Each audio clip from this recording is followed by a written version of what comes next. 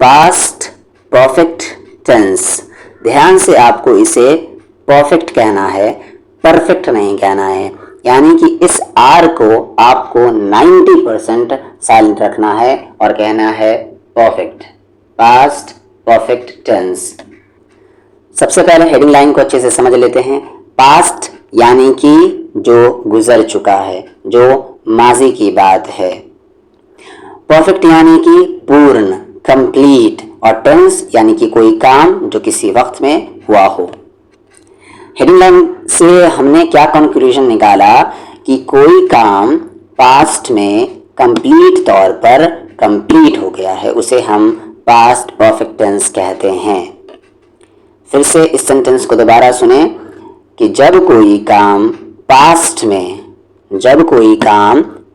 में कंप्लीटली यानी कि पूरे तरीके से ख़त्म हो चुका है या ख़त्म हो चुका हो तो उसे हम पास्ट परफेक्ट टेंस कहते हैं। नॉर्मली हिंदी में आ, ई, ए के साथ ये था, थी, थे आता है, यानी कि आ था, ई थी, ए थे, ऐसा। लेकिन मैंने बार बार आपको कहा है आप हिंदी के ज़रिए से इंग्लिश को ना सीखें तो ही ज़्यादा बेहतर है। कभी ऐसा भी होगा कि ये पहचान नहीं रहेंगी, लेकिन वो भी पास्ट परफेक्ट टेंस ही रहेगा। तो जो मैंने स्टार्टिंग में जो सेंटेंस कहा है आप उसे लिख लें और उसे याद कर लें। रचना यानी कि स्ट्रक्चर क्या है, फॉर्मूला क्या है पास्ट परफेक्ट टेंस का। तो सबसे पहले आपको सब्जेक्ट लगाना है। सब्जेक्ट क्या होता है? सेंटेंस में जिसके बारे में बात हो रही है या जो काम कर रहा है उसे हम सब्जेक्ट कहते हैं। जैसे किसी का नाम या I, we, you, he, she, it, ये सारे क्या हैं? सब्जेक्ट है। उसके बाद हेड लगाएंगे। हेड के बाद वर्ब की थर्ड फॉर्म, बता चुका हूँ मैं वर्ब के बारे में अच्छे से, और प्लेलिस्ट है वर्ब के ऊपर, आप जाकर उसे देख सकते हैं। पहला यहाँ पर एग्जाम्पल है, मैंने उसे 10 बजे फ़ोन किया था। यानी फ़ोन करने का काम पास्ट में कंप्लीटली तौर पर ख़त्म हो चुका है। आई हैड कॉल्ड हिम, मैंने उसे कॉल किया था। I had called him at 10, यानी 10 बजे इन द मॉर्निंग। टाइम के साथ आपको एट लगाना है यहाँ पर। I had called him at 10 in the morning. पर यहाँ पर कॉल के साथ आगे में अप लगाना ज़्यादा बेहतर है और वो ज़्यादा सही भी होगा। जैसे आई हैड कॉल्ड हिम, मैंने उसे कॉल किया था, ये सही नहीं है। I had called him up, आगे अप लगाएं, तब जाकर ये सही होगा कि मैंने उसे कॉल किया था। कॉल का मीनिंग एक बुलाना भी होता है, तो यहाँ पर सही से सेंस क्लियर नहीं हुआ कि कॉल किया कि पुकारा। तो कॉल के साथ आप क्या करें? अप लगाएं। I had called him up at 10 in the morning.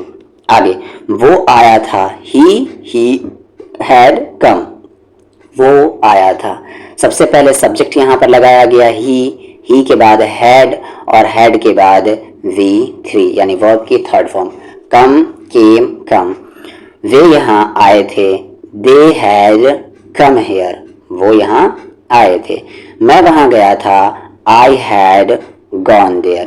तो आप गौर कर रहे होंगे कि ये सारे काम पास्ट में कंप्लीटली तौर पर ख़त्म हो चुके हैं। मैंने उसे बताया था। आई हैड टोल्ड हिम, मैंने उससे पूछा था। I had asked him, ask की third form asked. I had asked him, उसने मुझे वचन दिया था, यानी उसने मुझसे वादा किया था। He had given me a promise, he had given यानी उसने मुझे दिया था अ प्रॉमिस, एक वादा। हम वहाँ एक बार गए थे। We had gone there once, एक बार once. We had gone there once, हम 8 लोग वहाँ गए थे। 8 ऑफ अस, 8 लोग। हैड गॉन देयर, हम में से वहाँ गए थे। 8 of us had gone there. यहाँ पर कोई और नंबर भी रख सकते हैं, जैसे हम में से एक, तो 1 ऑफ अस, हम में से सभी, ऑल ऑफ अस, इस तरीके से आप बना सकते हैं। उसने मुझे वहाँ जाने की सलाह दी थी। ही हैड एडवाइज्ड मी, यहाँ पर ज़ा साउंड क्रिएट करेंगे आप, एडवाइस नहीं कहेंगे, क्योंकि एडवाइस क्या है? एक नाउन है और एडवाइज यानी एस से ये एक वर्ब है। He had advised me to go there, उसने मुझे वहाँ जाने की सलाह दी थी। हमने उसकी इजाज़त ली थी। वी हैड टेकन, हमने ली थी हिज परमिशन, उसकी इजाज़त। वो मुझे भूल गया था। He had forgotten me, he had forgotten me. हमने उन्हें दावत दिया था। We had invited them, we had invited them. Past में किसी फिक्स्ड टाइम के पहले शुरू हुआ कोई काम उस वक्त भी शुरू ही था।